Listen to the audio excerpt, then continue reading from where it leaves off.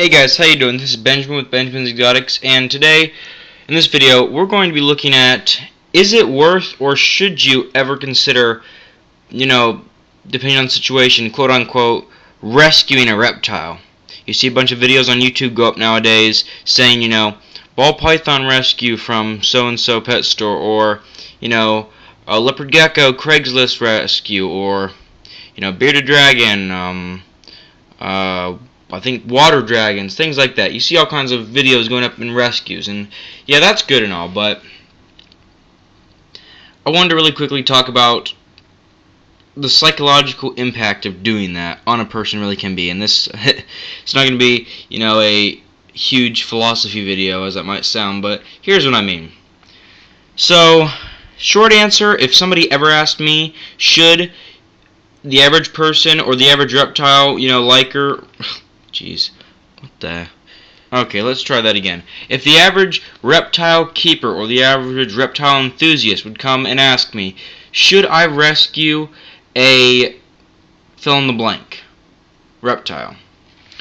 My short answer would be no.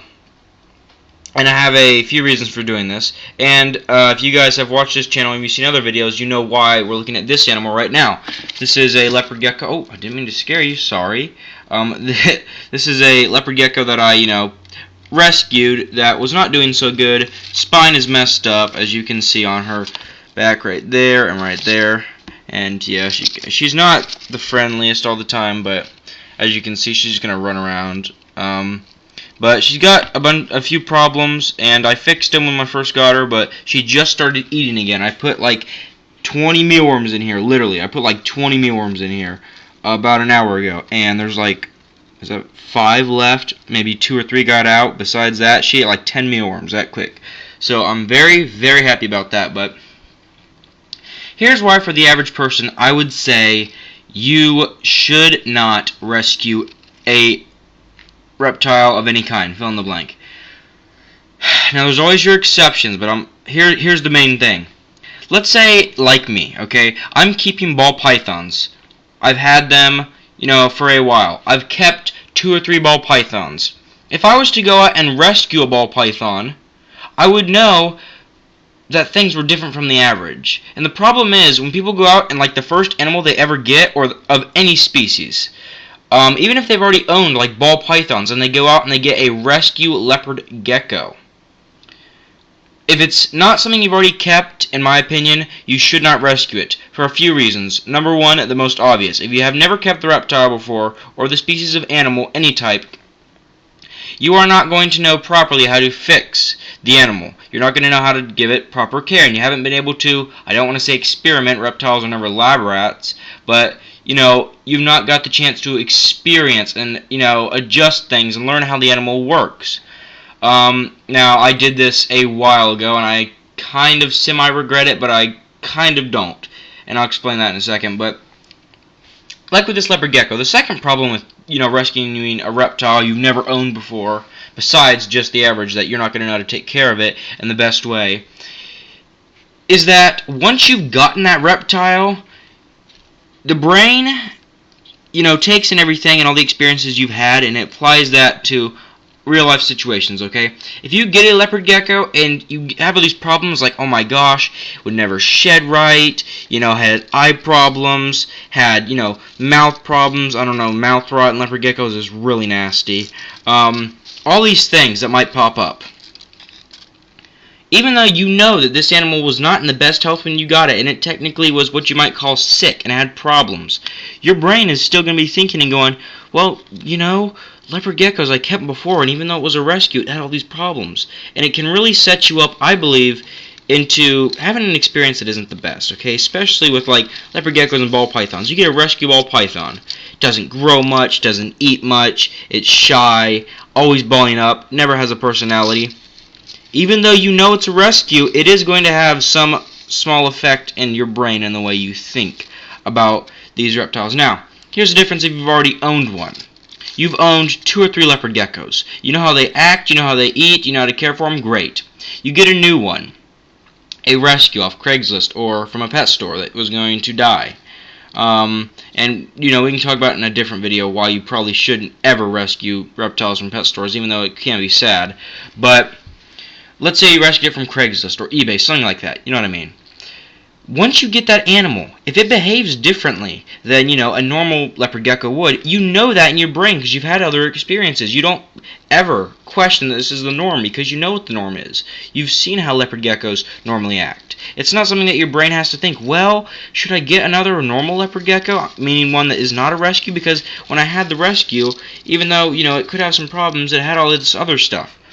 And I really don't want people going out and getting a reptile, having a bad first experience. That's what it really is for most people. A bad first experience with any type of reptile. And then getting this thing in their mind that reptiles are hard to keep, that they get sick, and all this stuff. I'm not saying, you know, captive bred reptiles can't get sick. They can, but chances are if they were treated right and given the proper care, they're not going to get sick. And when it comes down to it, you know, rescuing reptiles is great, okay?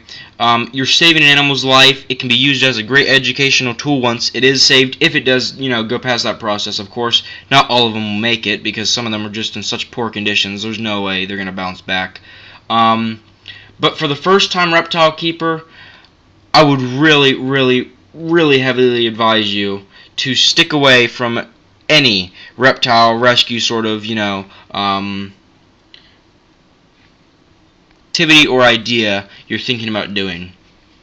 Simply because I don't want people having bad first experiences, because that makes the reptiles look bad, the individual species. It also makes, you know, the reptile keepers look bad, because then they think, oh, well, mine have this problem, so all the other reptile keepers must have it too, but they're just not, you know, showing the world all these problems that I've had.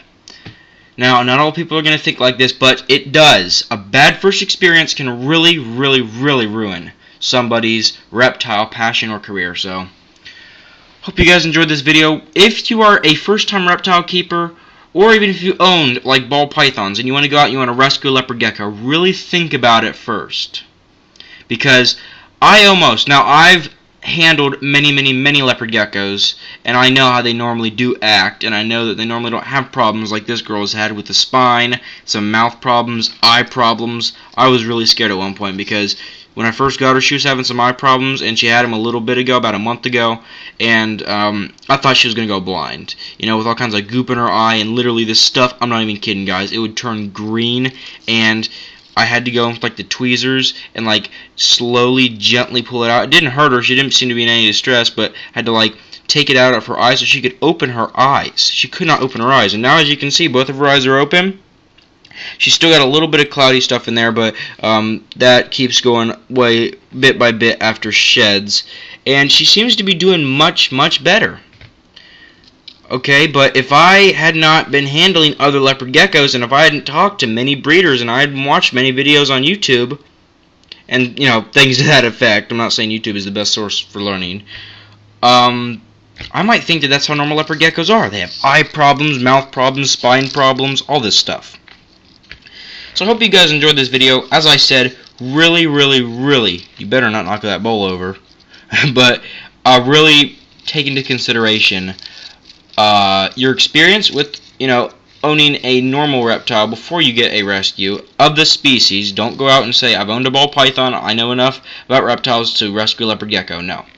For about everybody, there's always that one exception that they're going to rescue an animal, it's going to do great, and they're going to have a great experience. But for the average person, do not go out and rescue an animal unless you've had a minimum of one other animal, normal captive bred, good breeder, of, you know, good condition, and you've had that animal for at least a year. So you know its care requirements, and you know how it actually acts. So you're not going to have a bad first experience, right?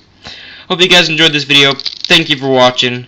Give the video a thumbs up if you liked the video, and of course, if you have any questions, comment. And I'll see you guys later.